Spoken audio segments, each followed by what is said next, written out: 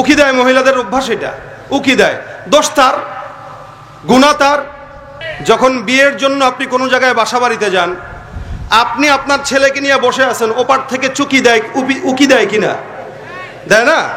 ওরা হলো দেশের লাগি মহামারীর মতন, ফাইলে কলম ঠেকাইয়া চালায় শুধুই নির্যাতন। ঘুষের টাকায় ওদের ভুড়ি, ঘুষের টাকায় ওদের ভুড়ি, করে যে টান টান। ওরা শিক্ষিত শয়তান, ওরা শিক্ষিত শয়তান, ওরা শিক্ষিত শয়তান, ওরা শিক্ষিত শয়তান। ঠিক কিনা? লড়াইয়ের ওই ময়দানেতে যেতে তোমাকে হবে, প্রয়োজনে সব রক্তটুকু জমিনেই ঢেলে দেবে। লড়াইয়ের ওই ময়দানেতে যেতে তোমাকে হবে, প্রয়োজনে সব রক্তটুকু জমিনেই ঢেলে দেবে। তবুও তোমায় লড়তেই হবে, মানবে না পরাজয়। তবুও তোমায় লড়তেই হবে, মানবে না পরাজয়। বিপ্লব মানে জীবন দেয়া বসে থাকা নয়, সে কোনো দিন আসবে না রে, করো যদি ভয়। আসবে বিজয় রক্ত আর জীবনের বিনিময়, আসবে বিজয় রক্ত আর জীবনের বিনিময়। বিপ্লব মানে জীবন দেয়া বসে থাকা নয়, সে কোনো দিন আসবে না রে, করো যদি ভয়। ভয় করবো কাকে? তো সেই জায়গায় আম্মাজান আয়েশা রাদিয়াল্লাহু তাআলা আনহা রাসূল সাল্লাল্লাহু আলাইহি ওয়াসাল্লামের সাথে একসাথে বসা একজন সাহাবী আসছে, উম্মে মাকতুম, যিনি অন্ধ ছিলেন। রাসূল সাল্লাল্লাহু আলাইহি ওয়াসাল্লাম বলেছেন, আয়েশা তুমি ঘরে যাও। আম্মাজান আয়েশা বলতেছেন, হযরত এ তো অন্ধ, ও তো আমাকে দেখবে না। রাসূল করিম সাল্লাল্লাহু আলাইহি ওয়াসাল্লাম স্পষ্ট বলে দিয়েছেন, সে অন্ধ হতে পারে, তুমি অন্ধ না, তোমার চোখ আছে, তুমি তোমার চোখের হেফাজত করো, যাও ঘরে যাও। আমি আমার চোখের হেফাজত করবো, আপনি আপনার চোখের হেফাজত করবেন। এখন কেউ যদি 24 ঘন্টা আমার মোবাইলে দেখে, ভাই আমার কি করার আছে, কি করার আছে? তারে কি আমি পিঠে এটা শোনাইতে পারবো? এখন তার আল্লাহর ভয় কতটুকু তার অন্তরে, এটা তার তাকওয়া আর নজরের দ্বারা হেফাজত করা বোঝা যাবে। আমার তাকওয়া এতটুকুই যে ভাই আমি বলছি আপনারা এটা দূর করেন। এখন তাদের তাকওয়া, তারা যদি মোবাইলে সার্চ দিয়ে আজকে রাত্রে বাসায় যায় দেখে, আমি কি কিছু বলার আছে? নাই। এজন্য যার যার হেফাজত নিজের কাছে। বর্তমান সময়ে ফিতনার জামানা, এমনও পরকীয়া বাড়তেছে, কি বলেন আপনারা? তালাক বাড়তেছে, সংসার বিচ্ছিন্নতা বাড়ছে, প্রতিনিয়ত বাড়ছে। এভাবেই প্রতিদিন যত সময় যাচ্ছে, এভাবে তালাকের সংখ্যা বাড়তেছে, ডিভোর্সি মহিলার সংখ্যা বাড়ছে, ঘরগুলো নষ্ট হয়ে যাচ্ছে। তো এই মুহূর্তেও যদি আমরা নিজেদের নজরের হেফাজত না করি, আমাদের সংসারগুলো আরো বেশি ভাঙবে এবং পরকীয়া আরো বেশি বাড়বে। এই জায়গা থেকে আমাদের প্রত্যেকের উচিত আমাদের নিজেদেরকে হেফাজত করা। আল্লাহ আমাকেও হেফাজত করার তৌফিক দেখ, আপনাদেরকেও দেখ। জোরে বলেন আমিন। কথা যদি কেউ বুঝে থাকেন তাদের জন্য ইয়া উলিল আলবাব, আল্লাহ পাক রব্বুল আলামিন বলেছেন, বুঝমানদের জন্যই আল্লাহ পাক রব্বুল আলামিন উপদেশ দিয়ে থাকেন। আর যারা বুঝবে না তাদের জন্য হেদায়েতের দোয়া করা ছাড়া কোনো উপায় নেই। আমি আপনাদের সামনে একটি আয়াতে কারিমার অংশ বিশেষ তেলাওয়াত করেছি। ওই জায়গা থেকে কিছু কথা, যে আয়াতে কারিমার অংশ বিশেষ তেলাওয়াত করেছি, আপনারা হয়তো সবাই জেনে থাকবেন। আমি যদি জিজ্ঞাসা করি, বলেন তো এই আয়াতের নামটা কি? আয়াতুল কুরসি।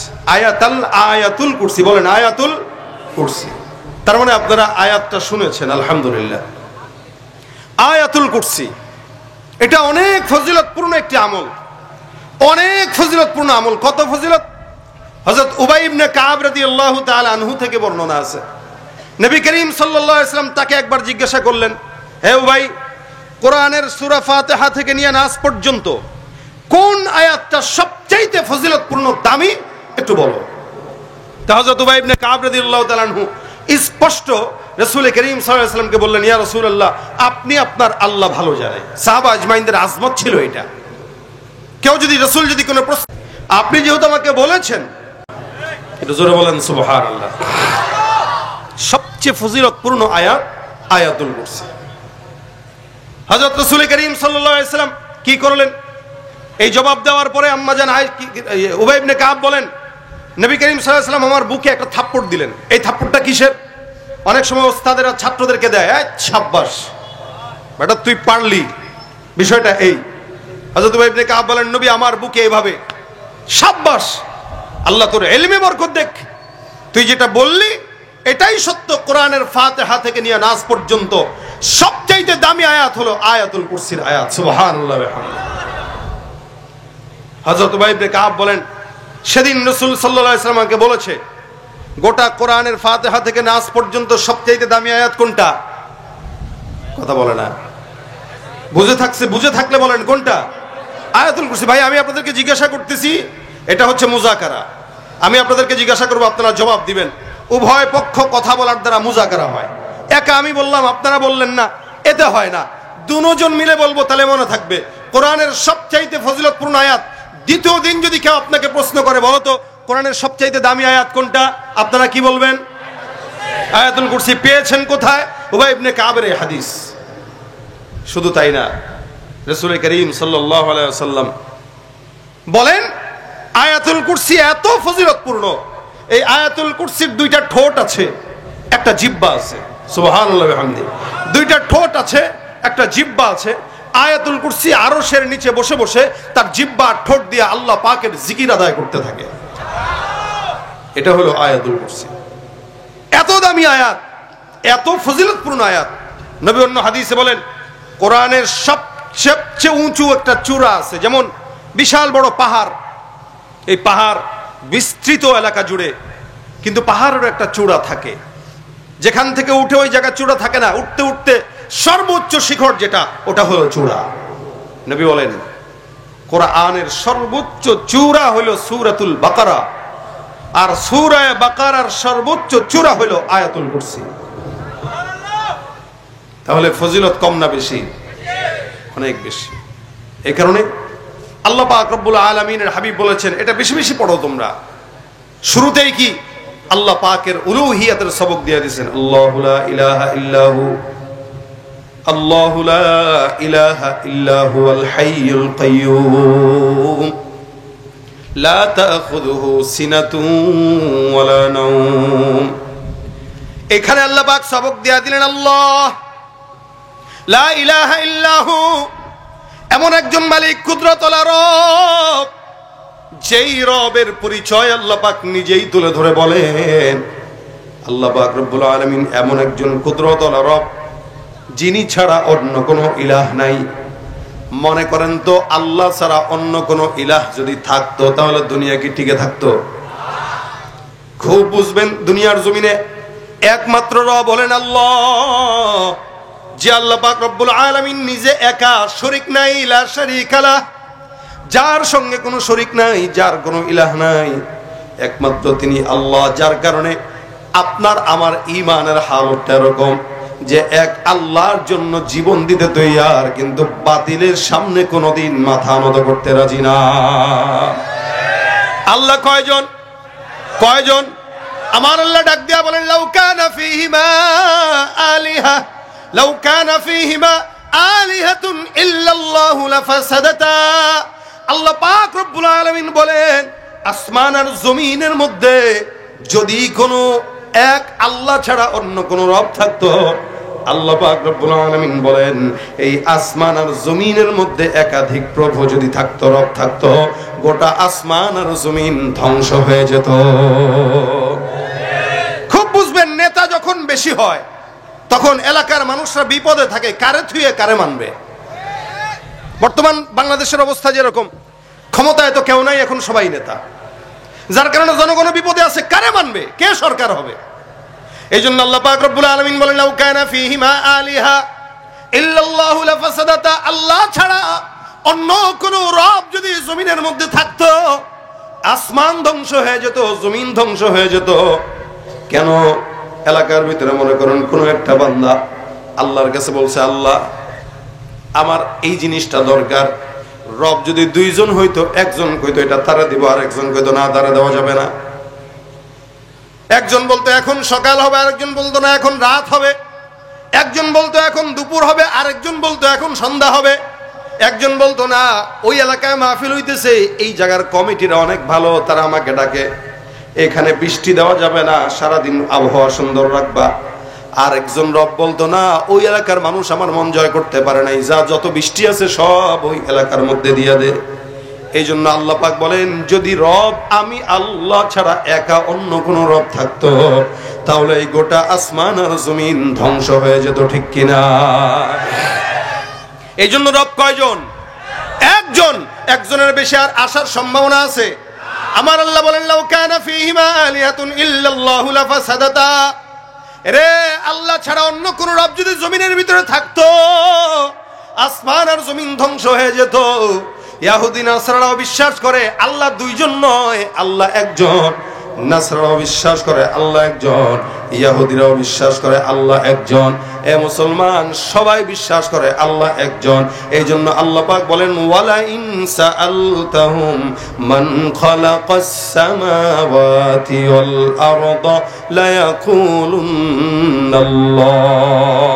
আমার আল্লাহ পাক রব্বুল আলামিন বলেন, যদি কাফেরদেরকে প্রশ্ন করা হয়, ইহুদিদেরকে যদি তুমি প্রশ্ন করো, মুশরিকদেরকে যদি তুমি প্রশ্ন করো, এ আসমান আর জমিন বানাইলো কে? আল্লাহ পাক রব্বুল আলামিন বলেন, ইহুদি নাসারাদেরকে যদি প্রশ্ন করা হয়, তারা এক বাক্যে জবাব দিয়া বলবে, আসমান আর জমিন যিনি বানাইছেন তিনি হলেন আল্লাহ। কে? জোরে বলেন, কে বানাইছেন? তুমি মিটাও সকল চাওয়া দুদিন আগে পরে, তোমার কাছেই সকল পাওয়া, সবই তোমার তরে।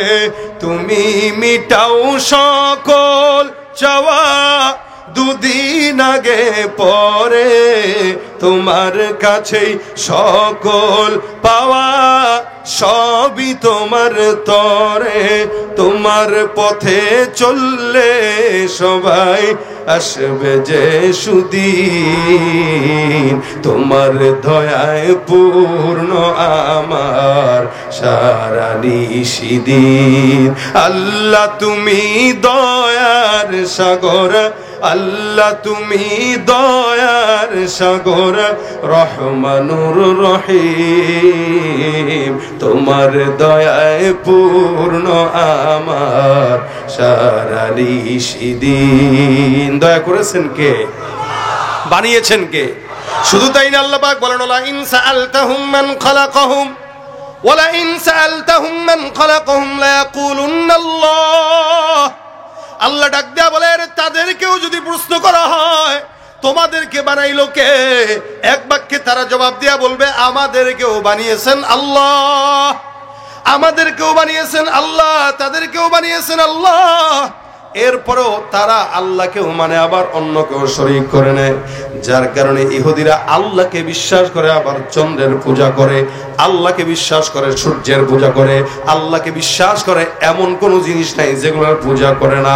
এই জন্য আল্লাহ পাক রব্বুল আলামিন বলেন, হে মুমিন, তোমরা মনে রাখবা তোমার আর ইমানের ভিতরে ইহুদি নাসারার ইমানের মধ্যে আসমান আর জমিন তফাৎ।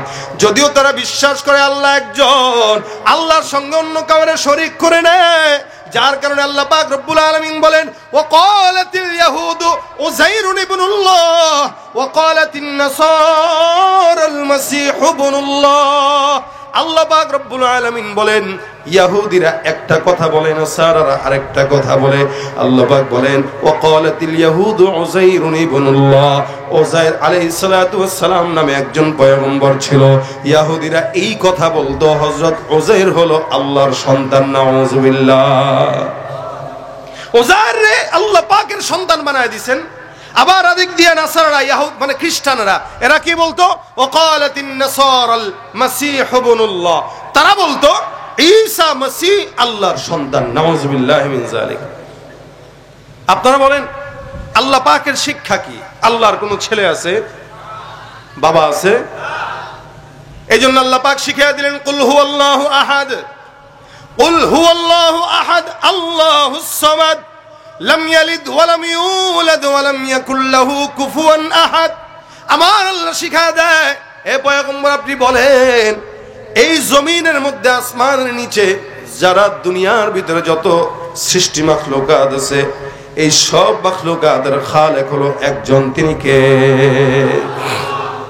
কুল হুয়াল্লাহু আহাদ আল্লাহুস সামাদ, লাম ইয়ালিদ ওয়ালাম ইউলাদ ওয়ালাম ইয়াকুল লাহু কুফুয়ান আহাদ, যার কোনো সন্তান নাই, যিনি কাউকে জন্ম দেন নাই, কারো থেকে জন্ম নেন নাই। এই সবকটা আল্লাহ পাক রব্বুল আলামিন আয়াতুল কুরসির শুরুতে সুন্দর করে দিয়ে বলেছেন, আল্লাহু লা ইলাহা ইল্লাহু আল হাইয়ুল কাইয়্যুম। আল্লাহ এমন একজন মালিক যার কোনো ইলাহ নাই, যার সাথে কোনো ইলাহ নাই, যার সাথে কোনো শরীক নাই। এই কথার স্বীকারোক্তি যে দেয় তাকে বলা হয় ঈমানদার। আদম থেকে মুসা ঈসা পর্যন্ত, মুহাম্মদুর রাসূলুল্লাহ সাল্লাল্লাহু আলাইহি ওয়াসাল্লাম পর্যন্ত যত নবীরা আসছে, সমস্ত নবীরা একটা কথার স্বীকারোক্তি দিয়েছেন, লা ইলাহা ইল্লাল্লাহ, আল্লাহ ছাড়া কেউ নাই। সব নবীরা একটা স্বীকারোক্তি দিয়েছেন, যার কারণে আল্লাহ পাক রব্বুল আলামিনের নবীও বলেছেন, ইয়া আইয়ুহাল্লাযীনা আমানু ইয়া আইয়ুহান নাস কুলু লা ইলাহা ইল্লাল্লাহ তুফলিহুন। হে লোক সকল, আল্লাহর নবী ডাক দিয়া বলেন, হে ইনসান, ইয়া আইয়ুহান নাস, হে মানুষেরা, কুলু পড়ো, বলো, স্বীকার করো, লা ইলাহা ইল্লাল্লাহ, এই কালেমার স্বীকার দাও, এই কালেমার স্বীকারোক্তি দাও, কি হবা? তুফলিহুন, যত মানুষ আছো সবাই দুনিয়া আখিরাত সব জায়গায় সফল হয়ে যাবে। রাসূল সাল্লাল্লাহু আলাইহি ওয়াসাল্লাম একা নয়, আদম থেকে যত নবী এসেছেন সব নবীদের একটা টার্গেট ছিল, লা ইলাহা। আজও পর্যন্ত পৃথিবীতে যত যুদ্ধ চলে, জিহাদ চলে, সব লা ইলাহা ইল্লাল্লাহ কালেমার জন্য চলে। ইহুদিদের সঙ্গে ইসরায়েলের যুদ্ধ একমাত্র কালেমার জন্য, অন্য কোনো কিছুর জন্য নয়। তারা যদি কালেমা বাদ দিয়ে তাদের দলে চলে যায়, কালকে থেকেই তারা যুদ্ধবিরতি দিয়ে দিবে, বন্ধ করে দিবে। কিন্তু তারা কালেমাকে ছাড়ে না, যার কারণে ইসরায়েলও তাদেরকে 24 ঘন্টা আঘাতের উপর আঘাত দিয়ে যাচ্ছে। এত বছর পর্যন্ত তারা মার খাচ্ছে। আল্লাহ পাক রব্বুল আলামিনের এই বান্দারা ঈমানটা কত সবল হলে পরে এখনো পর্যন্ত কালেমার বাণী তাদের জবান থেকে আর বুক থেকে সরায় নাই, লড়াই করে যাচ্ছে, লড়াই করে যাচ্ছে। এটার নাম হলো বিজয়, এটার নাম হলো ঈমানদারিত্ব, এটার নাম হলো লা ইলাহা ইল্লাল্লাহর গোলামি। ঠিক কিনা জোরে বলেন?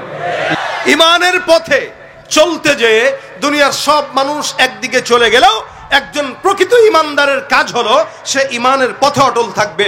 দুনিয়া তার বিরুদ্ধে চলে যাক, সে ঈমানের পক্ষে থাকবে, এটাই তার ঈমান। এটাই আপনার আমার ঈমানের দায়িত্ব। কিন্তু আমরা এটা পারি না। আমরা চেষ্টা করব, আল্লাহ যেন সেই চেষ্টা করার তৌফিক দান করেন। এই জন্য আল্লাহ পাক রব্বুল আলামিন সবক শিখাই দিলেন, লা ইলাহা ইল্লাহু, যার সঙ্গে কোনো ইলাহ নাই, তিনি ছাড়া অন্য কোনো ইলাহ নাই। এই ইলাহের গুণ আল্লাহ পাক রব্বুল আলামিন বর্ণনা করে বলেন তে কে হবে? আল হাইয়ুল কাইয়ুম। আল্লাহ নবী বলেন, এই যে শব্দ দুইটা, হাইয়ুন কাইয়ুম, দেখবেন আল্লাহর দুইটা অসংখ্য নামের মধ্যে অন্যতম নাম আছে ইয়া হাইয়ু ইয়া কাইয়ুম। রাসূল বলেন এই দুইটা শব্দ হলো আয়াতুল কুরসির মধ্যে আছে। এই দুইটা শব্দের অন্যতম নাম হলো ইসমে আযম। নবী আমার ডাক দিয়া বলেন, কোন ঈমানদার মুমিন সে যদি আল্লাহর কাছে হাত তুলে বলে, আল্লাহ আমার ওইটা দরকার, ইয়া হাইয়ু ইয়া কাইয়ুম। আল্লাহর নবী সাল্লাল্লাহু আলাইহি ওয়াসাল্লাম বর্ণনা করে, ইয়া হাইয়ু ইয়া কাইয়ুম নামে কোন ঈমানদার যদি আল্লাহকে ডাক দেয়, আল্লাহ পাক ওই বান্দার মনের চাহিদা পূরণ করে দেয়। এই দুইটা নাম ইসমে আযম, রাসূল বলেছেন হাদিসে। এই দুইটা নামের অনেক পাওয়ার। আপনাদেরকে বললে বুঝবেন, বদরের যুদ্ধের কথা তো আপনারা সবাই জানেন, কিন্তু ঘটনার ভিতরের ঘটনা হয়তো অনেকে জানেন না। আমরা এতটুকু জানি, বদরের যুদ্ধে কতজন ছিল সাহাবা একরাম? বলেন না একটু জোরে? 313 জন। আর ইহুদিরা অথবা মুশরিকরা ছিল প্রায় 1000। সংখ্যা নির্দিষ্ট নয়, তবে নবী করিম সাল্লাল্লাহু আলাইহি ওয়াসাল্লাম এক ইহুদিকে প্রশ্ন করেছিল যে তোমাদের বদরের যুদ্ধে খাবার দাবারের জন্য কয়টা উট লেগেছিল? তো সে বলেছে যে প্রথম দিন 9টা, তারপরের দিন 10টা উট। রাসূল বলেছেন তার মানে 900 থেকে 1000 ইহুদি বদরের যুদ্ধে মুসলমানদের বিরুদ্ধে যুদ্ধ করেছিল। 1000 ধরেন, 1000-এর মোকাবেলায় 313 জন সাহাবী কোনোভাবেই কি জয়লাভ করার কথা? তারপরে রমজান মাস, আমরা তো রোজা রাখার অভ্যাস আমাদের কম, আকসার মানুষের রোজা রাখার অভ্যাস কম, কারণ আমাদের দেশে রমজান আসার আগে গ্যাস্ট্রিক আর আলসারের রোগীর সংখ্যা বেড়ে যায়। এরা রোজা রাখতে পারে না। রাখে কখন রাখে? বয়স যখন 50-60 হয় তখন ডাক্তারই বলছে খাওয়া যাবে না। ওই ডাক্তার বলছে যে ওইটা তো মানতে পারবে, কিন্তু এই বয়সে পারে না, ওই বয়সে পারে, ওইটাকে রোজা বলে চালায় দেয় যে আমি রোজা রাখছি।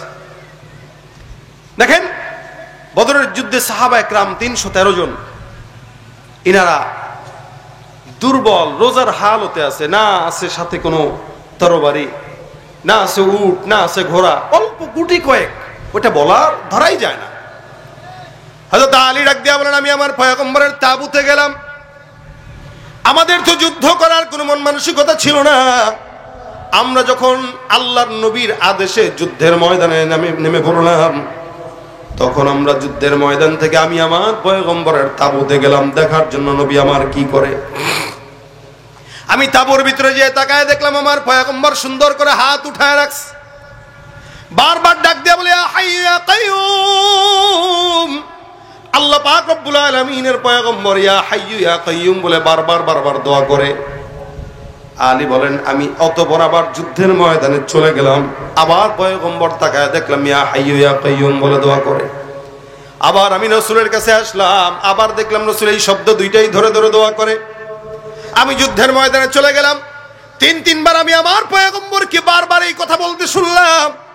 আল্লাহর কসম, বারবার যখন আমি আমার নবীকে সিজদার মধ্যে যে ইয়া হাইয়্যু ইয়া কাইয়্যুম বলে দোয়া করতে দেখলাম, চতুর্থবার যখন ময়দানে নামলাম, আল্লাহর কসম তাকায় দেখি কেমন যেন আমাদের ফাঁকে ফাঁকে সাদা পোশাকওয়ালা ফেরেশতারা যুদ্ধের ময়দানে নেমে গিয়েছে। আমার আল্লাহ ডাক দিয়া বলেন, লাকাদ নাসারাকুমুল্লাহু বিবাদরিন ওয়া আনতুম আযিল্লা। হে পয়গম্বর, আপনার সাহাবা একরাম সব ছিল দুর্বল। আল্লাহ পাক রব্বুল আলামিন আপনি পয়গম্বর যখন ইয়া হাইয়্যু ইয়া কাইয়্যুম বলে বারবার ডাকলেন, আমি আল্লাহ আসমানের ফেরেশতাদেরকে একা দিয়া নয়, আমি আল্লাহ সমস্ত ফেরেশতার সঙ্গে আমি নিজেই যুদ্ধের ময়দানে তোমাদের সঙ্গে লড়াই করার জন্য যুদ্ধের ময়দানে নেমে গেলাম। আল্লাহর নবী দোয়া করেছেন ইয়া হাইয়্যু ইয়া কাইয়্যুম, আল্লাহ পাক দোয়া কবুল করে নিছেন। এজন্য এটা অনেক দামি একটা শব্দ আল্লাহ পাকের নামের মধ্যে। কেউ যদি ইয়া হাইয়্যু ইয়া কাইয়্যুম বলে চায়, আল্লাহ দেয়। সন্তান হয় না, দোয়া করেন। ব্যবসায় বরকত হয় না, দোয়া করেন। যা কিছু মন চায় আল্লাহর কাছে চান, নাম দুইটা বলে দেন, ইয়া হাইয়্যু ইয়া কাইয়্যুম বিরহমাতিকা নাস্তাগীস। আয়াতুল কুরসি এত বড় দামি আয়াত, যার কারণে এই যে হাইয়ুল কাইয়্যুম নাম আল্লাহ পাক দিয়ে দিয়েছেন। আবু হুরায়রা থেকে হাদিস বর্ণিত, সাহাবী আবু হুরায়রা রাদিয়াল্লাহু তাআলা আনহু বর্ণনা করেন, আল্লাহ পাক রব্বুল আলামিনের পয়গম্বর আমাকে একবার কিছু সাদকার মাল আমার কাছে দিলেন একটু পাহারা দেওয়ার জন্য। আমি সাদকার মালগুলো পাহারা দেওয়ার জন্য আমি নেমে গেলাম। নবী আমার কাছে আমানতের মাল দিয়েছে পাহারা দেওয়ার জন্য। আমানতের মাল যখন পয়গম্বর দিলেন, আমি ঘরের ভিতরে মালগুলো রাখলাম। রাখার পর সুন্দর করে নামাজের মধ্যে দাঁড়ায় গেলাম। নামাজ পড়তেছি, ইবাদত করতেছি, হঠাৎ করে তাকায় দেখি কোথা থেকে যেন একটা চোর আমার ঘরের মধ্যে ঢুকে গেল এবং ওই যেই সাদকার মালগুলো, খেজুরগুলো ঘরের মধ্যে এক কোনায় রেখেছিলাম, ওই খেজুরের গোলা থেকে কিছু খেজুর তার ব্যাগের ভিতরে ভরা শুরু করলো। যেই লোকটা না বলে না সে কি চোর, একটু জোরে বলেন। জনগণের টাকা হোক, সম্পদ হোক, জায়গা হোক, জমি হোক, না বলে যে দখল করে সে কে? চোর।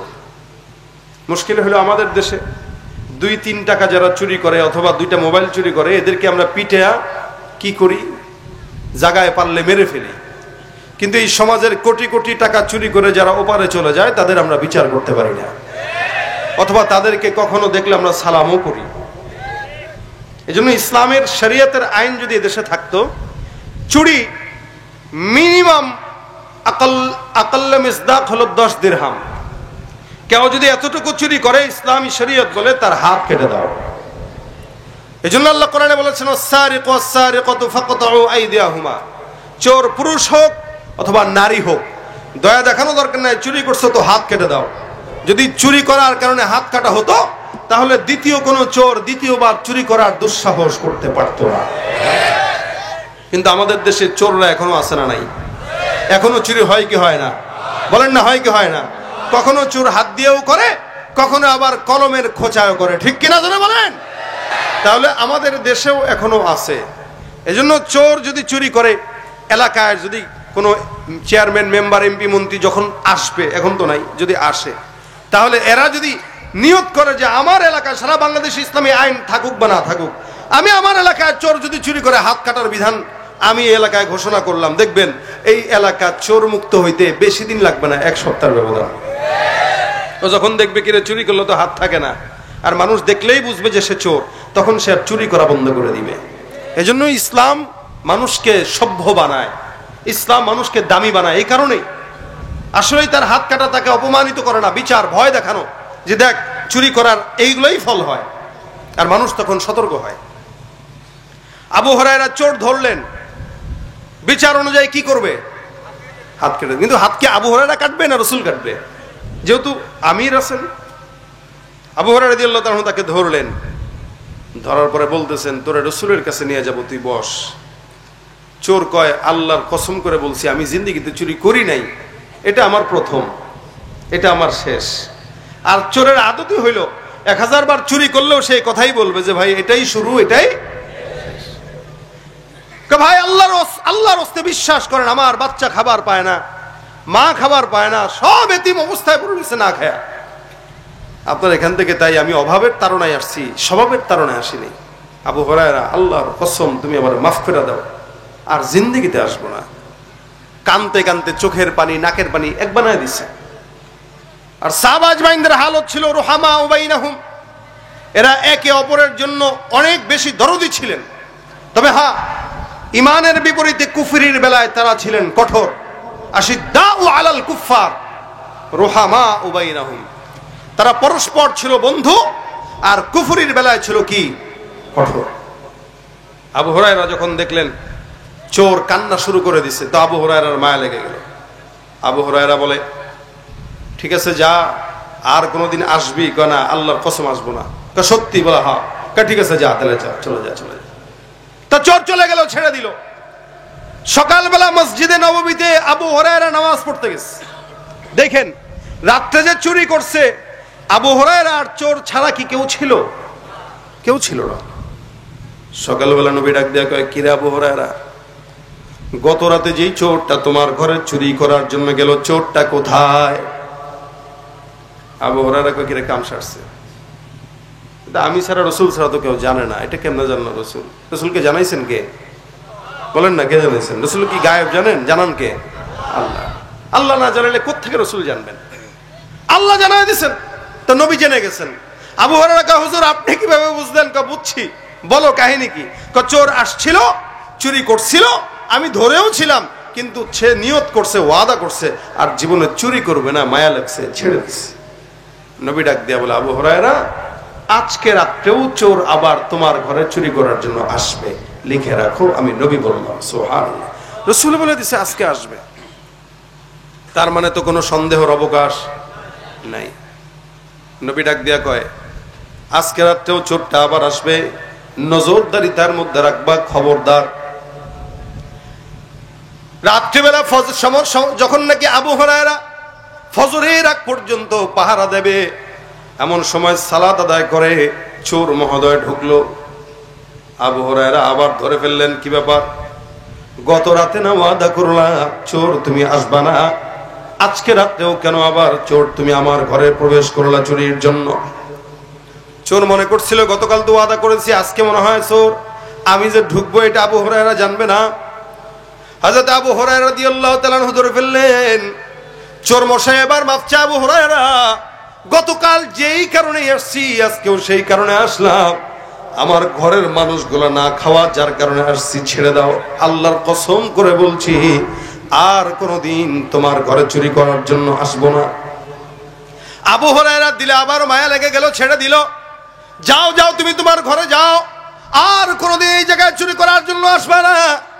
এই যে তুমি যতগুলো সম্পদ দেখতেছো, ওই সমস্ত সম্পদ এগুলো আমার না, এগুলো সব হলো মানুষের, জনগণের। মনে রাখবেন, জনগণের টাকা যখন আমানত দেওয়া হয়, এই আমানতের মাল খেয়ানত করে তারা, যারা মুনাফিক বেঈমান, ঠিক কিনা? এই জন্য আমাদের দেশে জনগণের মাল নিজের মনে করে খানেওয়ালা কিছু লোক আছে না নাই, নিজের মনে করে খায়।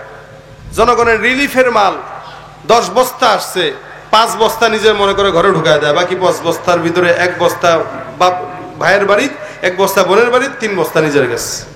জনগণের টাকা নিজের মনে করতেছে, এক বিন্দু চিন্তাও করে না যে এটা হালাল না হারাম। আবু হুরায়রা বলে, ভাই এটা মানুষের, তুমি এখানে নজর দাও কেন? তুমি কাজ করো, কর্ম করো, তারপরে খাও। বারবার প্রতিদিন আসতেছো, আমি ধরতেছি, আবার কানতেছো, ছেড়ে দিচ্ছি, এটা কি? ভাই আল্লাহর কসম আমি আর সামনে আসবো না।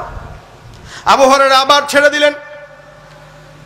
পয়গম্বর সকালবেলা ফজরের সময় ডাক দেয়া বলে, আবু হুরায়রা কোথায়? চোর না গতকাল রাত্রে আসার কথা, ধরলা না কেন, ছেড়ে দিলা কেন? চোর ডাক দেয়া বলে, হুজুর মায়া লাগছে, গতকাল রাত্রে আবার সে কান্নাকাটি করছে, যার কারণে ছেড়ে দিলাম। আবু হুরায়রা কে রাসূল ডাক দেয়া বলেন, আবু হুরায়রা আমি নবী বললাম আজকে রাত্রেও চোর আবার তোমার ঘরে ঢুকবে। আবু হুরায়রা এবার বলে, হুজুর আজকে রাত্রে 3য় দিন চলবে, যদি আজকে রাত্রে তাকে আমি আমার ঘরে ঢুকতে দেখি, তার একদিন কি আমার একদিন, কোনোভাবেই ছাড়াছাড়ি করা যাবে। হ্যাঁ, গত 2 রাত ছেড়ে দিয়েছিলাম, তার মায়ের জন্য, সন্তানের জন্য মায়া লেগেছে, তাই আজকে আর ছাড়বো না, কারণ এটা আসলেই চোর এবং তার বিচার হওয়া দরকার। বিচার না হওয়া পর্যন্ত সে চুরি ছাড়বে না। পরের দিন রশি টসি নিয়ে আবু হুরায়রা রেডি, আসবে তো খবর আছে। তো আবু হুরায়রা রাদিয়াল্লাহু তাআলা অপেক্ষা করতেছে, আসুক আসুক আসুক আসুক। তো চোর ঢুকছে। আবু হুরায়রা কয়, যা, নবীর কথা সত্য হয়ে গেছে। আপনারা কি বলেন, নবীর কথায় কোনো সন্দেহ থাকতে পারে না? আল্লাহু আকবার। ভাই রাসূল যেটা বলে গেছেন ওটা হইছে, নবী বলে গিয়েছেন যা যা এগুলো ঘটবে, এতে কোনো সন্দেহ নাই, কারণ এটা নবীর কথা না, এটা আল্লাহর কথাই নবী তার জবান দিয়ে বলছেন। ইন হুয়া ইল্লা ওয়াহয়ু ইউহা। রাসূল সাল্লাল্লাহু আলাইহি ওয়াসাল্লামের সাহাবী আবু হুরায়রা তাকে ধরে ফেললো, ধরে রশি দিয়ে মনে করেন বাঁধছে, বাইন্দা খাটের এক কোনায় ফেলায় রাখছে, বস নবীর কাছে নেব, বিচার নবী করবে, তারপরে তো ছাড়াছাড়ি হবে। চোরে এবার বিপদে পড়ে গেছে যে আজকে তো বেঁধে ফেলছে, যদি রাসূলের কাছে যাওয়াই লাগে তাহলে তো হাত একটাও থাকবে না, কি করা যায়?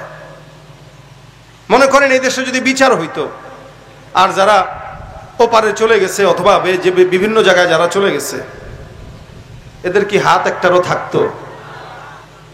অথবা এখন যারা কেউ যদি আবার সামনে এরকম করে যে চুরি করে, দুর্নীতি করে, অথবা অন্যান্য কাজের সাথে নিয়োজিত থাকে, যদি বিচার হইতো, তাহলে কি তারা 3য়বার কোনো সুযোগ করার চেষ্টা করতো? এজন্য শরীয়ত।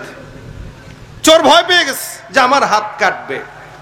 এখন চোর কি বলবে? গত 2 বার বলছে কি যে আমার বাচ্চা খায় না, মা খায় না, আজকে কি বলবে? আবু হুরায়রা চুপ, কোনো কথা বলবি না, তুই কথা বললে বিপদ, কথা বললে মায়া লেগে যায়, কি করবে? চোর ডাক দেয়া বলে, আবু হুরায়রা আর আসবো না, এটা শেষ। তোর কোনো কথার বিশ্বাস নাই, আসবে কি না আসবে, আজকে রাসূলের কাছে তোকে নিতেই হবে। চুরি করে কুল পায় না, আবার সে আমার আমল শিখাবে। চোরে কয়, মিয়া তুমি কি মনে করছো আমি চোর বলে আমার ইমান দুর্বল? চোর হলে কি আছে, ইমান তো ঠিক আছে। দুর্নীতি করলে কি হয়েছে, ইমান তো ঠিক আছে। নামাজ না পড়লে কি হয়েছে, ইমান তো ঠিক আছে। ঘুষ খাইলে কি হয়েছে, ইমান তো ঠিক আছে। এই কথা বলনেওয়ালা লোক এই সমাজে অনেক বেশি আছে, কম নাই। হজ করি, আমি এই করি সেই করি, আমার ইমান তো ঠিক আছে। ভাই ইমান কার কতটুকু ঠিক এটা তো আল্লাহ জানে, কিন্তু এতটুকু তো বিশ্বাসযোগ্য যে আপনি প্রকাশ্যে ঘুষ খাবেন, প্রকাশ্যে জেনা করবেন, প্রকাশ্যে সন্ত্রাসী কার্যক্রম করবেন আর বলবেন ইমান ঠিক আছে, এটা তো কোনোদিন হতে পারে। চোর শিখাইতে যাচ্ছে কাকে? হযরত আবু হুরায়রাকে, যে রাসূল সাল্লাল্লাহু আলাইহি ওয়াসাল্লামের সবচেয়ে বেশি হাদিস বর্ণনাকারী সাহাবী, তাকে চোর শিখাইতে যাচ্ছে। আবু হুরায়রা কয়, তাহলে শিখাও। আবু হুরায়রা জানে, চোর ভালো করে জানে যে আবু হুরায়রার একটা দুর্বল পয়েন্ট, যদি তাকে আমি শিখাই দেই তাহলে সে হয়তো আমারে ছাড়বে। এজন্য চোর বলতেছেন, আবু হুরায়রা শিখতে চাও? বলে চাই, শিখাও। কয় এত সহজে? বলে কি করতে হবে? কয় আমারে তাহলে ছেড়ে দিতে হবে। সে ফাঁদ পাচ্ছে, সে যদি আমল শিখায় তাহলে তাকে ছেড়ে দিতে হবে। যার কারণে আবু হুরায়রা বলেন, তুমি যদি আমাকে কোরআন থেকে আমল শিখায় দাও আমি তোমাকে ছেড়ে দিব। এবার চোর ডাক দেয়া বলে, শুনো, কোন বান্দা যদি সূরা বাকারার এই আয়াতটা রাত্রিবেলা ঘুমানোর আগে পাঠ করে, আল্লাহ পাক রব্বুল আলামিন সারা রাত ওই বান্দাকে সকল প্রকার শয়তান জিন্নাতের সব প্রকার ক্ষতি থেকে আল্লাহ নিজে জিম্মাদার হয়ে হেফাজত করবে। আবার সকালবেলা কেউ যদি পড়ে, সারাদিন আল্লাহ পাক রব্বুল আলামিন ওই বান্দাকে জিম্মায় নিয়ে নিবে। সকালবেলা পড়লে আল্লাহর জিম্মায় চলে যাবার সারাদিন, আবার রাত্রিবেলা যদি পড়ো সারা রাত আল্লাহর জিম্মায় চলে যাবা। চোর এবার এই আমলটা শেখায়, চোর পড়া শুরু করে দিয়েছে, আল্লাহু লা ইলাহা ইল্লাহু আল হাইয়ুল কাইয়্যুম লা তাখুযুহু সিনাতুন ওয়ালা নাওম লাহু মা ফিস সামাওয়াতি ওয়া মা ফিল আরদ মান যাল্লাযী ইয়াশফাউ ইনদাহু ইল্লা বিইযনি ইয়ালামু মা বাইনা আইদিহিম ওয়া মা খালফাহুম ওয়া লা ইউহীতুনা বিশাইইন মিন ইলমিহি ইল্লা বিমা শাআ ওয়াসি'a কুরসিয়্যুহুস সামাওয়াতি ওয়াল আরদি ওয়ালা ইয়াউদুহু হিফযুহুমা ওয়া হুয়াল আলিয়্যুল আযীম। শিখাইলো কে? চোর শিখাইলো। আবু হুরায়রা কয়, আরে এমন সুন্দর আমল আমি জানতাম না। তোর মতো একটা শেষরা চোরকে ধরে রাখার চাইতে ছেড়ে দেওয়াই উত্তম। তোর মতো চোরকে ধরে রাখার চাইতে ওই আমলটা শেখা অনেক উত্তম। তুই আমাকে শিখাই দিলি, যা যা, আমি আবু হুরায়রা তোকে ছেড়ে দিলাম। আবু হুরায়রা তো জানেন এটাকে কত বড় শয়তান চোর, যার কারণে আবু হুরায়রা ছেড়ে দেয়। সকালবেলা ফজরের নামাজে যখন মসজিদে নববীতে যায়, আল্লাহর নবী সাল্লাল্লাহু আলাইহি ওয়াসাল্লাম বলেন, কি ব্যাপার, আজকে রাত্রি চোর না আনার কথা ছিল, চোরটা গেল কোথায়? আবু হুরায়রা বলেন, হুজুর এত বিপদে পড়লাম, ইয়া রাসূলুল্লাহ, গত রাত্রে যেই যেই ঘটনা ঘটলো সব ঘটনা আবু হুরায়রা আল্লাহর নবী সাল্লাল্লাহু আলাইহি ওয়াসাল্লামকে বর্ণনা করে শোনায় দিলেন। নবী বলে, তাই তোমার সাথে এটাই ঘটছে? বলে, জি। আল্লাহ রাসূল সাল্লাল্লাহু আলাইহি ওয়াসাল্লাম বলেন, ইন্নাহু ক্বাদ সাদাকাক ফাহুয়া কাযূব। আবু হুরায়রা, যেই লোকটা তোমার কাছে 3 দিন তোমার ঘরে পরপর চুরি করতে এসেছে এবং লাস্টের দিন তোমাকে কোরআন থেকে একটি আমল শিখিয়ে কোনো মতে পালিয়েছে, অবশ্যই সে যে তোমাকে শিখিয়ে গিয়েছে সে সত্যটাই শিখিয়েছে। সুবহানাল্লাহ। শিখাইছিল কে? চোরে। আর এই চোরের শেখানোটা সত্যবাদিতা দিচ্ছে কে? সত্যতা দিচ্ছে রাসূল। তাহলে বুঝতে হবে চোরের এলেম আছে। এখন নবী বলতেছেন, ইন্নাহু ক্বাদ সাদাকাক ওয়া হুয়া কাযূব।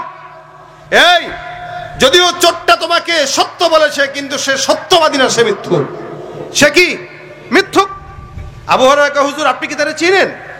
আপনি যেমনে বললেন পরপর 3 দিন আসলো, আবার আপনি এখনো বলতেছেন সে মিথ্যাবাদী। হুজুর আপনি কি তাকে চিনেন? সে কে?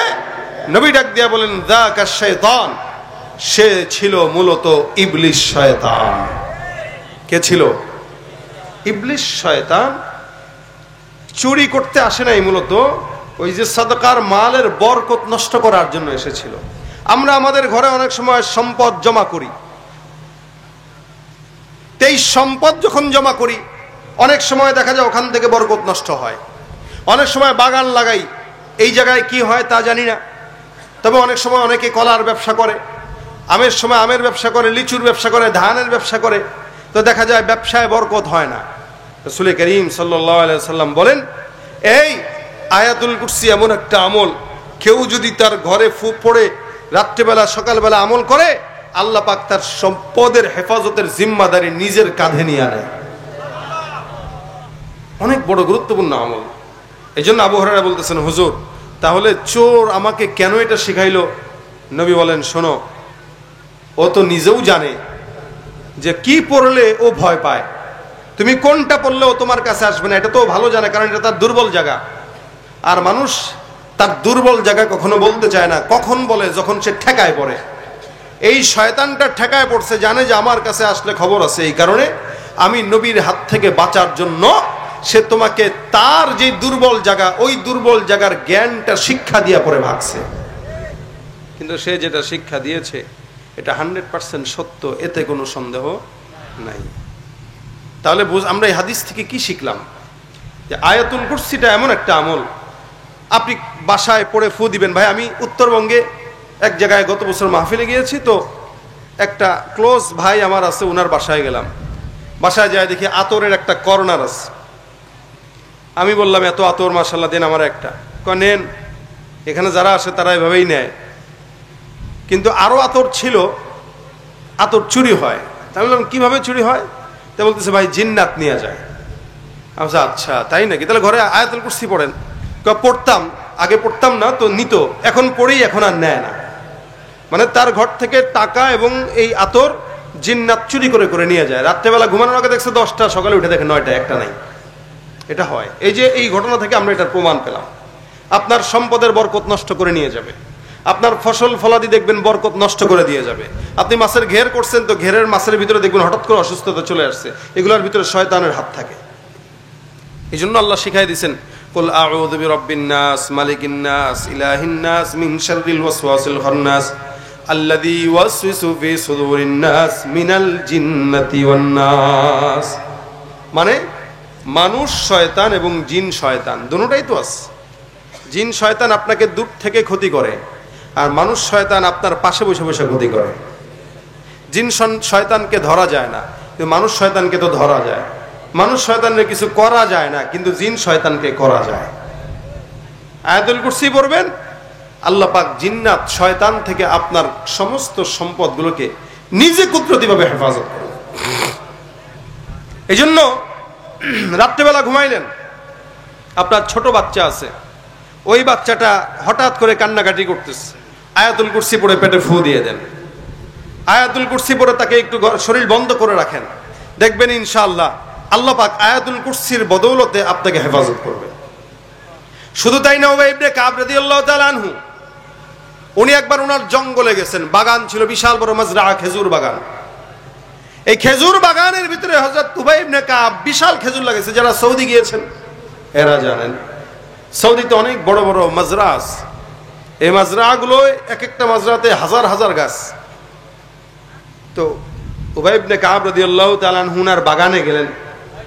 যাওয়ার পরে উনি তাকায় দেখে ওনার বাগানে যেই পড়া খেজুরগুলো আছে গোলার ভিতরে রাখা, ওই খেজুর থেকে একটা যুবক ছেলে কিছু খেজুর নেওয়ার জন্য হাত ঢুকাইতেছে আর নিচ্ছে, ব্যাগের ভিতরে পড়তেছে। হযরত উবাই ইবনে কাব গেলেন সামনে, যা ডাক দিয়া বলে, এই আসসালামু আলাইকুম রাহমাতুল্লাহ, কে তুমি? সালাম দিলেন। এখন এই চোরে সালামের জবাবও নিছে, ওয়ালাইকুম আসসালাম। তুমি কে? এখন ধরা খেয়ে গেছে, থতমতো খেয়ে কিছু বলতে পারে না, চুপচাপ আছে।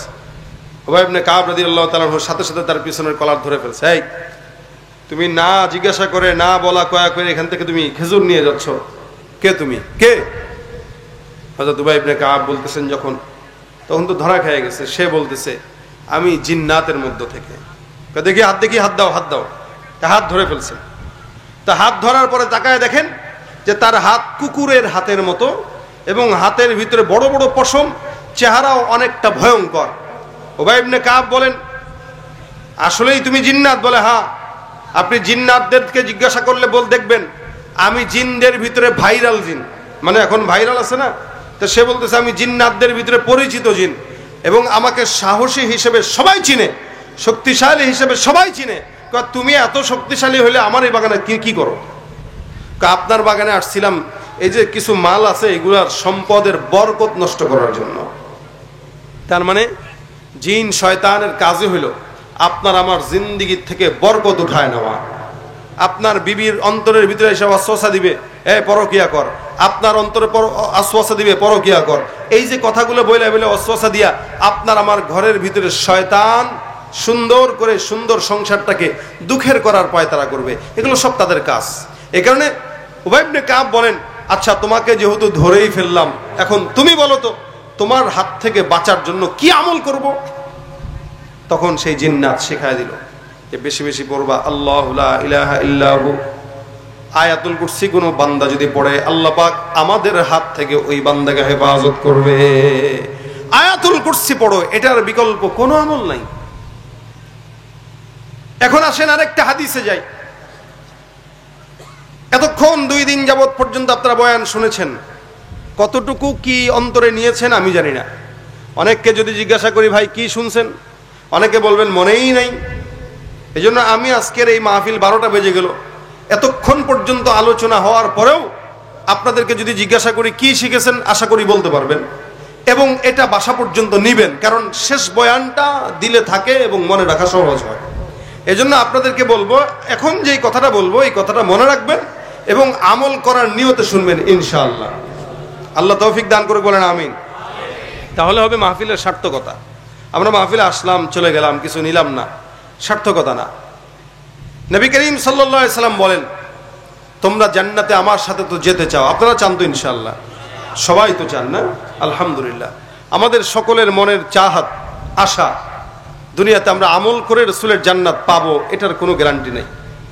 দুনিয়াতে আমল করে না আমি, না আপনি, না আমার ডানে বামে যারা আছে কেউ পাবে, কেউ পাবে না, কারণ আমাদের আমল নাই। তবে আমরা আল্লাহর দয়ায় আল্লাহর জান্নাত পাবো। বিশ্বাস হয় না? ঘুমাইতেছেন আপনারা, আপনারা দুর্বল, যার কারণে আমার আলোচনাও দুর্বল। তা আপনারা এই কথাটা মনোযোগ দিয়ে শুনতেছেন, এটা ভালো, কিন্তু এত মনোযোগ ভালো না। কথা বলতে হয়, আলোচকের সাথে কথা বললে আলোচকের কথা বের হয়। তো দেখেন, আয়াতুল কুরসিটা এত ফজিলতপূর্ণ। আল্লাহ রাসূল সাল্লাল্লাহু আলাইহি ওয়াসাল্লাম বলেন, তোমরা আমার সাথে জান্নাতে যেতে চাও তো? বলে হ্যাঁ চাই। নবী বলেন, দেখেন, মান করা আয়াতুল কুরসি ফি কুল্লি দুবুরি সালাহ ফি দুবুরি কুল্লি সালাতিন মাকতুবা লাম ইয়ামনাহু মিন দুখুলিল জান্নাতি ইল্লা আইয়ামুত। এই শেষ এই কথাটা আপনারা শুনে যান, এটা মাথায় রাখবেন, আমল করার চেষ্টা করবেন। রাসূল বলেন, কেউ যদি 5 ওয়াক্ত নামাজ পড়েন, অভ্যাস আছে 5 ওয়াক্ত নামাজ পড়ার, আছে অভ্যাস। নবী বলেন, কেউ যদি 5 ওয়াক্ত নামাজ পড়ে, এই যে দেখেন, এই একটা হাত, এই একটা হাত, এটা হলো দুনিয়া, এটা হলো জান্নাত, মাঝখানে একটা পর্দা আছে।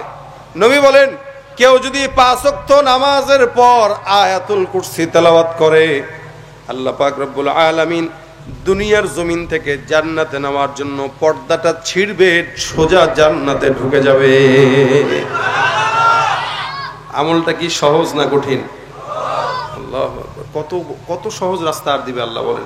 আচ্ছা, এই যে আমরা কুষ্টিয়ায় আলোচনা করতেছি, এই কুষ্টিয়াতে আসা ঢাকার জন্য অনেক রাস্তা আছে না? ঢাকা থেকে যেমন যমুনা দিয়েও আসতে পারবে, কেউ চাইলে আরিচা দিয়েও আসতে পারবে, কেউ পাটুরিয়া দিয়েও আসতে পারবে, কেউ মাগুরা হয়েও ঘুরে ঘুরে আসতে পারবে, ওদিক থেকে রাজশাহী দিয়ে আসতে পারবে, বিভিন্ন জায়গা থেকে আসতে পারবেন যদি আপনার রাস্তা জানা থাকে। আবার কেউ হেলিকপ্টারেও আসতে পারবে। এখন আপনি কিভাবে আসবেন সেটা আপনার হিসাব। জান্নাতে যাওয়ার এরকম হাজারো পথ আছে, হাজারো পথ। আপনি কোন পথটা অবলম্বন করলে সহজে জান্নাতে যাওয়া যায়, ওই পথটাই তো অবলম্বন করবেন, নাকি? দূরের রাস্তা তো অবলম্বন করা দরকার নাই। নবী বলেন, লাম ইয়ামনাহু মিন দুখুলিল জান্নাতি ইল্লা আইয়ামুত। কেউ যদি 5 ওয়াক্ত নামাজের পরে আয়াতুল কুরসি পাঠ করে, জান্নাতে যাওয়ার জন্য মৃত্যু ছাড়া কেউ তাকে বাধা দিতে পারবে না। কত সহজ আমল ভাই, অনেক সহজ আমল। একটা কথা মাথায় খালি ঢুকায় নেন আজকে থেকে, যে আমি আমার ফজরের নামাজের পর, জোহরের পর, আসরের পর, মাগরিবের পর, এশার পর জবানে সালাম ফিরানোর সাথে সাথেই বলে ফেলবো, আল্লাহু লা ইলাহা ইল্লা হুয়াল হাইয়ুল কাইয়্যুম লা তাখুযুহু সিনাতুন। পড়তে কতক্ষণ লাগে? 1 মিনিট লাগবে সর্বোচ্চ। আপনারা যারা হাফেজ না, আমাদের তো অনেক সহজ হয়, যারা হাফেজ না, মুখস্থ আছে, 1 মিনিট লাগবে। দৈনিক যদি 5টা মিনিট 5টা নামাজের পরে আপনি পড়েন, এই 5টা মিনিট যদি আল্লাহর জন্য দেন, আর এই উসিলায় যদি আপনার জান্নাত সহজ হয়, এটা কি আপনার জন্য, আমার জন্য ক্ষতিকর না উপকারী? এই জন্য আজকের মাহফিলে এই কথাটুকু বাসা পর্যন্ত নেন, যে আমরা যা শুনলাম বললাম এই 2 দিনের মাহফিলে সব ভুলে গেলেও আমাদের কোনো কিছু যায় আসে না।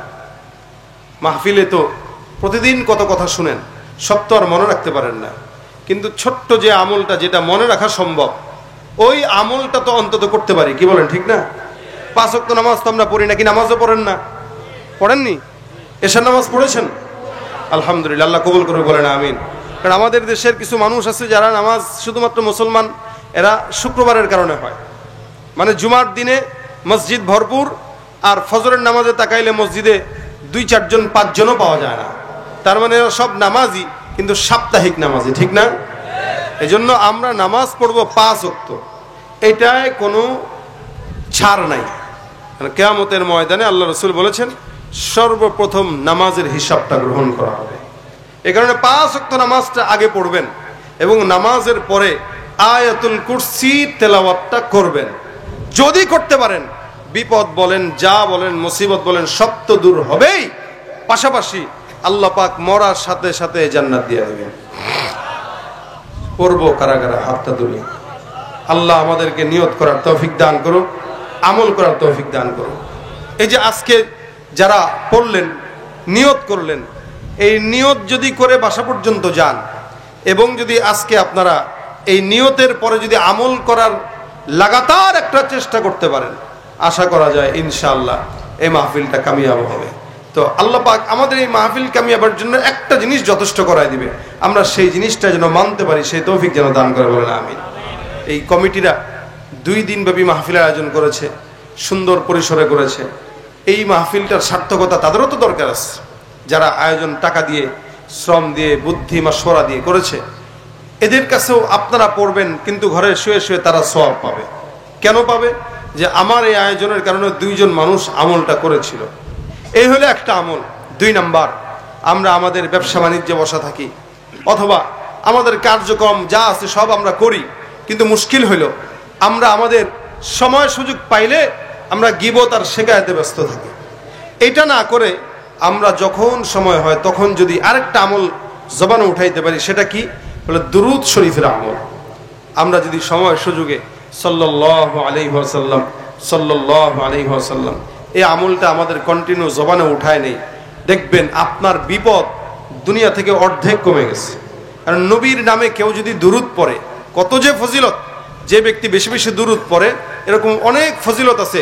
এমনকি অনেক অভিজ্ঞ আলেম ওলামারা বলেন, দুরূদ পড়ার দ্বারা নবীকে স্বপ্নে আল্লাহ পাক দেখা দিয়ে দেন। স্বপ্নে আমরা নবীকে দেখতে চাই, আমরা নবীর সাথে জান্নাতে যেতে চাই। নবী বলেছেন, যে ব্যক্তি জান্নাতে আমার পাশের ঘরে থাকতে চায়, ওই ব্যক্তি যেন বেশি বেশি দুরূদের আমল করে। সুবহানাল্লাহ। এই জন্য আমরা অনেকে আছেন এখানে যারা হজ করেন নাই, উমরা করেন নাই, আল্লাহর ঘরে এখনো যেতে পারেন নাই। প্রতিদিন আপনার ইনকাম থেকে 10 টাকা করে হলেও জমান, 100 টাকা করে হলেও জমানোর পরে নিয়ত করেন আর জবানের দুরূদ উঠায় নেন, দেখবেন আল্লাহ আল্লাহ রসুল আপনাকে একদিন ডাক দিয়ে নিয়ে যাবে আল্লাহ নবীর ঘরে। দুরূদের বহুত ফজিলত ভাই। ব্যবসা বাণিজ্যে বরকত হয় না তো দুরূদ পড়েন, কার্যক্রমে বরকত হয় না দুরূদ পড়েন, মেয়ের বিবাহ হয় না তো দুরূদ পড়েন। এজন্য দুরূদ আমি অধিকাংশ মাহফিলে আমি দুরূদের কথা আলাদাভাবে বলি। কেন বলি জানেন? কারণ এটা অনেক বড় গুরুত্বপূর্ণ আমল, যে আমল স্বয়ং আল্লাহ তাআলা নিজে করেছেন। আল্লাহ বলেন, ইন্নাল্লাহা ওয়া মালাইকাতাহু ইউসাল্লুনা আলান নবী, নিশ্চয় আল্লাহ আল্লাহর ফেরেশতারা নবীর উপরে দুরূদ শরীফ প্রেরণ করে। তা যে আমল আল্লাহ করে ওই আমল অনেক বরকতময় না? অনেক বরকতময়। যে আমল আল্লাহ নিজে করেন ওই আমল আমরা করব। এই কারণে আল্লাহর দেয়া আমল আল্লাহ বান্দার উপরে করা ওয়াজিব করে দিয়েছেন। এই কারণে ওই আল্লাহর কাজটা আমি আপনাদের কাছে পৌঁছায় দিলাম। এটার উপরে ফজিলত নিয়ে আমি একটা কিতাবও লিখেছি, এবার বইমেলায় এসেছে, দুরূদের দৌলতে দিদারে কাবা। দুরূদের দৌলতে দিদারে কাবা, এটা ইনশাআল্লাহ আপনারা পেয়ে যাবেন। পাশাপাশি অনেক ভাইয়েরা আমাকে মেসেজ করে যে আপনাদের যে সঙ্গীতগুলো আমরা গাইতে চাই কিন্তু ভুল গাই, এই সমস্ত সঙ্গীতগুলো নিয়েও বই আছে, আলহামদুলিল্লাহ আপনারা নিতে পারবেন। দুরূদের দৌলতে দিদারে কাবা যে বইটা আমি লিখেছি শুধুমাত্র নবী করিম সাল্লাল্লাহু আলাইহি ওয়াসাল্লামের শাফায়াতের জন্য, এই নিয়তে যে এই বইটা পড়ে যদি কেউ দুরূদের প্রতি উদ্বুদ্ধ হয়। এখানে অনেক কিছু ঘটনা আছে যে ঘটনাগুলো আপনাদেরকে দুরূদের প্রতি উদ্বুদ্ধ করবে। এমন এমন ঘটনা যে আমার নিজের জীবনের কিছু ঘটনা, এখানে হজে যাওয়ার বাইতুল্লাহর সফরনামা আছে। এমন অবস্থা যেখানে আমার বাইতুল্লাহ যাওয়াটা বন্ধই হয়ে গিয়েছিল একদম 100%। দুরূদের বরকতে আল্লাহ পাক আমাকে সে পর্যন্ত নিয়ে গেছেন। আমি আমার জীবনে এমন কোনো বিপদ নাই যে বিপদে দুরূদ পড়েছি আল্লাহ আমাকে আসান করে নাই। আজকে থেকে আপনারাও যদি দুরূদটা জবানে উঠাইতে পারেন, ইনশাআল্লাহ আপনাদের জীবনেও বরকতময় হয়ে যাবে।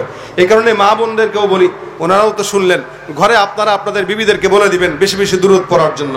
প্রত্যেক দিন যাদের গর্ভে সন্তান আছে দুরূদ পড়তে থাক, গর্ভের সন্তান রাসূলের আশিক হয়ে বের হবে। যাদের কাজ আছে, কাপড় ধুইতেছে, ঘর ঝাড়ু দিচ্ছে, রান্না করতেছে, যেই কাজ করতেছেন না কেন, প্রত্যেকটা কাজের ফাঁকে ফাঁকে সাল্লাল্লাহু আলাইহি ওয়াসাল্লাম, সাল্লাল্লাহু আলাইহি ওয়াসাল্লাম জবানটাকে দুরূদে ভিজায় নেন, দেখবেন ইনশাআল্লাহ আল্লাহ আপনার আমার জীবনকে বরকতময় করে দেবে। আল্লাহ পাক রব্বুল আলামিন এই আয়াতুল কুরসি আমাদেরকে 5 ওয়াক্ত নামাজের পরে পড়ার তৌফিক দান করুক, আর দুরূদের আমলটা আল্লাহ পাক আমাদেরকে কন্টিনিউ করার তৌফিক দান করুক। জোরে বলেন আমিন। যা শুনলাম এই 2 দিনব্যাপী মাহফিলের, এই সব কিছুতে আল্লাহ পাক বরকত দেখ, এই সব কিছু আল্লাহ আমাদের নাজাতের উসিলা বানায় দেখ। আল্লাহ পাক রব্বুল আলামিন আজকের এই মজমাটাকে কাল কিয়ামতের ময়দানে যেন নাজাতের উসিলা হিসেবে আল্লাহ পাক আমাদেরকে নাজাত দিয়ে দেন। সকলে বলেন আমিন। যারা মাহফিলের সহযোগিতা করেছে আমরা সকলের জন্য দোয়া করি। বিশেষ করে ভাইজান এখানে বসা ছিলেন, অনেক বড় মানুষ, ওয়ার্ল্ড বিশ্ববিদ্যালয় আছে, ওইটার প্রভাষক উনি, অনেক বড় বিশ্ববিদ্যালয়, বিশ্বের ভিতরে নাম করা, এত বড় একজন মানুষ, এই ব্যস্ততার ভিতরে আপনাদের এলাকার গর্ব, উনি বসা ছিলেন। ওই আপনাদের এলাকার পাশের খতিব সাহেব হুজুর 38 বছর ধরে উনি এই জায়গায় খতিব হিসেবে দায়িত্ব পালন করতেছেন, ওনারাও বসা ছিলেন। পাশাপাশি আপনারাও শেষ পর্যন্ত একদম চুপচাপ বসেছিলেন যারা। আল্লাহ পাক আপনাদের সকলকে জাযা খায়ের দান করুক, জানে মালে ইমানে আমলে হায়াতে রিজিকে আল্লাহ পাক সব কিছুতে বরকত দান করুক। সকলে বলেন আমিন।